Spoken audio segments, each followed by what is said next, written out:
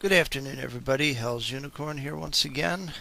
And before I get started with the main thing that I'm going to be discussing this particular time, I just wanted to give a quick shout out to everybody that donated money for the Black This Out Money Bomb, which is still currently underway. So if you haven't donated yet, I definitely recommend getting over there ASAP. The counter is currently just a few thousand shy of 2.4 million, which is a good start, but I'm hoping we can at least get above 4 million before this thing ends, which will be at midnight tomorrow. So anyway, on to the subject of this video. The whole Occupy movement has been something that's been regularly brought up both in private messages and on the comment sections of several videos I've done, one of them dealing with the subject, a couple of others not dealing with the subject. This movement has been ongoing for almost, it's been a little more than a month now. And so I gave some introductory thoughts on it on another video, but now having had some time to actually digest some of the particulars, I've been going to a lot of different information sources, all of them independent media, mind you, and I have come to the determination that this movement is not worth my time. I do concede that there is more than one actual movement going on here, and that basically this thing isn't organized into something cohesive. However, within this one uncohesive movement, there are several very cohesive movements taking place, movements within the movement, so to speak. And as such, I can't really recognize this as an actual movement. It's something more along the lines of a few steps removed from an absolute clusterfuck, basically is the way I'll put it. As stated previously, I've not been paying much attention to the mainstream media on this because I pretty well figured that they were going to treat this thing negatively. They always caricature every protest movement, whether it's legitimate or not, and in this case there are some legitimate gripes that started the whole thing off, but the solution to the so-called sickness, the cure, is actually worse than the disease itself. And the cure that's being floated around the most is the cure of more of what we already have. I'm just going to say that again. The answer to this whole problem is more government control, more wealth redistribution, more power for the bank that actually counts. There's talking about maybe hanging out a few lower level people to drive, maybe some people at Bank of America because they're pissed off about the new ATM fees and the new ATM card fees whenever you use your debit card to purchase something. And at the same time, you got Russell Simmons down there who's gouging people like crazy with the credit cards he sells, and nobody bats an eyelash, which I find amusing. But this is actually indicative of the problem that this movement has. Well, I think it's pretty well and good to have a movement where nobody's absolutely in charge because such a person can fail or be brought down and then the whole movement goes with them. It's a good idea that there are some people in the movement that are keeping things organized and keeping things consistent. And this movement is mired in inconsistency. You have people saying different things. You have people, parading around with their end the Fed signs, which I completely agree with. And you've got other people, organizers, saying that the Fed needs to print more money. We need to go the Paul Krugman route. And then some of these people come off as so batty that you wonder if maybe they're into Krugman's other idea of, staging a fake alien invasion in order to get the people to go along with something that crazy. It's nuts. I've put links in the descriptions to 5 different non-neocon, non-conservative sources, YouTube channels. And I've also put some links to some articles in the description. And I want everyone on here who is viewing this video, who has not seen any of this stuff already, to visit those links before commenting on this video, because I don't want to hear about how I'm belittling the movement wrongly or I'm oversimplifying things. This isn't oversimplification. This is me looking at a variety of sources, some of them libertarian, some of them paleocon, but that's the kind of media I watch. I don't watch communist news outlets. They're utterly worthless. I don't watch MSNBC because they're an mainstream media version of most of these socialist and communist channels here on YouTube, and they're also snarky idiots. I'm not going to go to CNN or Fox News just because they annoy me. I'm not going to go to people like Mike Malloy or some of these other people on talk radio that tout the leftist line, because the only reason why I really listen to them is to laugh at their insanity. Mike Malloy is a treasure to listen to because he always makes my side splits. The guy is so utterly certifiable that it's a riot. That's the basic summation of my view on that, and on everybody else that goes in similar circles in him. I have no interest in being a part of any movement where the likes of Noam Chomsky and Michael Moore are involved. These people have time and time proven to me that they are incapable of either providing us with an actual worthwhile candidate who isn't going to break the bank with even more spending than the idiots that we've had in the past 16 to 20 years in the presidential and congressional field. And there are also people that have endorsed candidates that have done exactly what these protesters are supposedly protesting against. What were we going to get with Kerry? What were we going to get with Gore? What were we going to get with all of these other Democrats before them? We wouldn't have had a change in foreign policy. It would have been the same interventionist nonsense that we had back in the early 90s with Bush, and throughout the rest of the 90s with Clinton, Kosovo, Bosnia, anybody, or all those missiles we lobbed into Iraq, and so on and so forth. This has been an ongoing problem, and it's a bipartisan problem. It is a false left-right paradigm problem. Hence the reason why in most of my videos I feature the hybrid of the donkey and the elephant, because the two are largely interchangeable. I've gotten a couple of text comments also on my previous video on this movement, and the people that I get comments from tend to break into two categories insofar as people that are a part of the OWS movement. These are people who are either so psyched about the fact that young people are getting involved, as if they weren't already involved during the Ron Paul campaign back in 2007, long before this nonsense was going on and long before the fake Tea Party was going on, and people that are through and through leftists who don't want to hear anything else about how to fix this country. These are people that want more of what Obama's already given us, and they don't understand that there's serious problems with that. And these are people that complain that I have no solutions, or what am I doing? They ask me that kind of nonsense. And I'm just going to break it down for all of you right now. This is what I've been doing. Since the 2008 election, after Obama got into office and started messing up just as bad as his predecessor, I ran for local office. I actually lost by a very slim margin. I was running for a local committee person in the Republican Party here in my section of Pennsylvania. After that, I actually became friends with the person that I lost to, who was also a pro-Ron Paul person. I didn't know about this until after the election was over. Otherwise, I would not have run. And through the process of getting to know him, I was able to sign on as a machine inspector for the 2010 election. That was the one in November. And then after that, I was actually appointed to become the new judge of elections because the previous judge was having health problems. I'll be up for re-election to this office in about 1.5 years, but for the time being right now, I'm basically a stand-in appointment.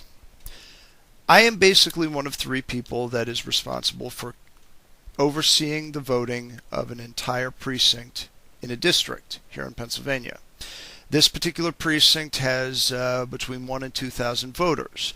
Basically, I have the responsibility of making sure that there's no voting irregularities, and along with the courthouse of the local municipality, I'm in charge of making sure that the election is properly certified. I'm there to make sure that the voting machines are working properly, and I'm there to make sure that everybody who is properly registered to vote gets to vote. Now, measure that against people walking around in the streets, half-clothed or in stinky rags that they've been wearing for weeks on end with no shower, who are bitching about elections being stolen. While you're out there waving your cute little picket sign with all the misspelled words on it, smoking up, screwing, sleeping in a tent, doing all sorts of unproductive crap, getting yourself arrested, getting yourself beating up, I'm actually in a position to make sure that crap like what people believe happened in 2000 and 2004 doesn't happen again, at least in my respective locale. Granted, one person cannot make the complete difference in making sure that an election is legitimately won or lost. But believe me, it's a hell of a lot better than what I see going on in a lot of these videos. Furthermore, when I go into these places, these precincts, in my particular job, I talk with other people that are in local government, and I have correspondence with some people in state government here with Pennsylvania. Therefore, I can learn exactly how the process works and maybe even occasionally offer some helpful advice on how to improve upon our local way of tallying votes and so forth, so on and so forth, basically to streamline things and make it easier and more convenient for everybody. That's considered a valid thing to do. And at some point, if I so choose, I might be able to move up to an even higher office in local government. And as Bill Clinton said himself, all politics is local, because that's where all politics begin. Now again, you ask me, what am I doing? You who are out there in the streets protesting, my question is, what are you doing? You got cameras on you.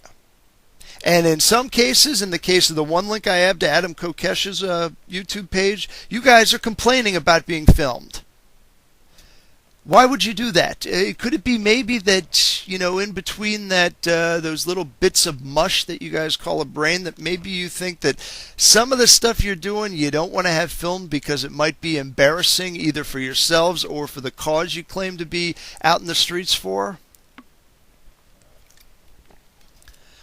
That's definitely something to think about before you come onto my channel and lecture me about what I'm supposedly doing.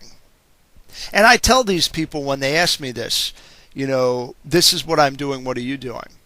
And they basically respond like I didn't say anything. Half the time I wonder if they're even reading my responses. And some of these people are juiced in with the YouTube atheist cult, so I'm probably expecting too much out of them. But regardless, this is good food for thought for everybody that comes onto my videos who may or may not be a subscriber and wants to voice an opinion. There's crap that I've heard hundreds of times, not necessarily on YouTube, but also in my day-to-day life. Even here in my little semi-suburban rural area, we have our fair share of village idiots who argue the same insane stuff over and over again. Particularly when you're involved in local politics, you have to deal with these people a lot. These are the people that have some kind of gripe against their neighbor, and then every other week they're complaining that their septic system is backing up and that they can't stand the smell. And then when you send the local police out there to actually look into what's going on, the septic system is working just fine. That's really the kind of person that I think is really heavily involved with a lot of these protests. These are either adolescents or 40-year-old adolescents out there trying to make themselves matter. Now again, the people that I'm talking about here in the whole Occupy movement, this is not representative of the entire movement, but it's representative of enough of them that the media is just going to tear them apart, and the media is tearing them apart. And to bring this all to a conclusion now, because I've gone through most of the major points that I wanted to discuss, I'm going to tell you guys a little something about myself. I'm not the protesting kind. I'm not like Adam Kokesh and the other guys that are in the liberty movement that actually go out and, bring boots on the ground to make a demonstration. While I understand that with every movement for change, there's always that element, beyond a journalistic function, I don't see much of a point in it. I believe in the right of everybody to legally and lawfully assemble, but I never do it. As far as I'm concerned, it's much more productive just to deal with the people that I know in my own area. And I think that if everybody did that, if everybody went out to their own neighbors, struck up a conversation, do a little bit of dinner table politics, get to know the people that live next to you before you march into Washington and make a complete ass out of yourself. How many of you people are actually doing that? That's the next question I got. But even if I wasn't in politics, the kind of person that I am is not really conducive to this kind of stuff. I am far too busy enjoying my life, listening to really revolting heavy metal music, playing computer games, doing other hobbies, living my life. As far as I'm concerned, politics is important, but unless the negative results of it come directly to my doorstep, my interest in it is purely academic and hypothetical. I'm not the kind of person that makes a career around going about the country, jamming my picket sign in everybody's face and saying, why aren't you doing this or why aren't you doing that? And on this whole 99% nonsense, I'm just going to say something right now. This will go down in history as one of the dumbest slogans I have ever heard in my life. This is an appeal to populism, and I am utterly opposed to populism. The notion that 10,000 Frenchmen can't be wrong. Oh, yes, they can. Oh, yes, they can, and they were. And there are people involved in this movement that actually cite the French Revolution, the thing that gave Europe Napoleon and decades of terror. You think the people that died on the other end of the barrel of the muskets that Napoleon's soldiers were wielding thought that revolution was a good idea? Do you think that the Christians in France that were purged and guillotined thought it was a good idea? Do you think the ones in Spain thought it was a good idea? Do you think all the soldiers in Austria, in Prussia, and in England who basically died protecting their land from a tyrant thought that the French Revolution was a great idea once its fruits had fully blossomed? I don't think so. A lot of people like to go around and they like to wave around that nice little quote from Thomas Jefferson. Occasionally the tree of liberty must be watered with the blood of tyrants and patriots. My problem with this movement is you guys aren't watering the tree of liberty. You guys are watering the tree of tyranny. This is not, the power to the people. This is the king is dead, long live the king. You guys ever actually succeed in taking down the American government, which will not happen? When you guys take power, you're going to turn into them because you're preaching the exact same things that they preach every time they campaign for re-election. And then people squabble with me over the definition of liberty. If you want a definition of liberty, you dumb shits, get a damn dictionary. Don't try and have a drawn-out debate with me about the definition of a word. Look it up. Liberty and compulsion are not synonymous with each other. And when I see a video of somebody saying that it's okay to stick a gun to somebody's head in the name of the public good, we are not talking about liberty. That's like saying 2 + 2 = 5 to me, and you repeat it over and over and over again. And most of you people get pissed off because there's people out there that don't believe in evolution. Fine and dandy. You know what?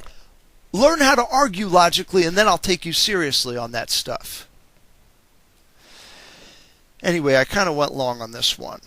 Long story short is this.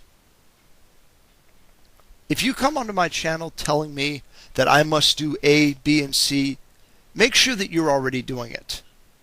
And if you're telling me that my solutions are no good or they're not practical, provide me with some that actually are. Anyhow, that's my final word on this Occupy movement. As far as I'm concerned, the thing is dead. It's been co-opted, and come the first blast of cold air, most of it's going to go away, and people are going to forget about it.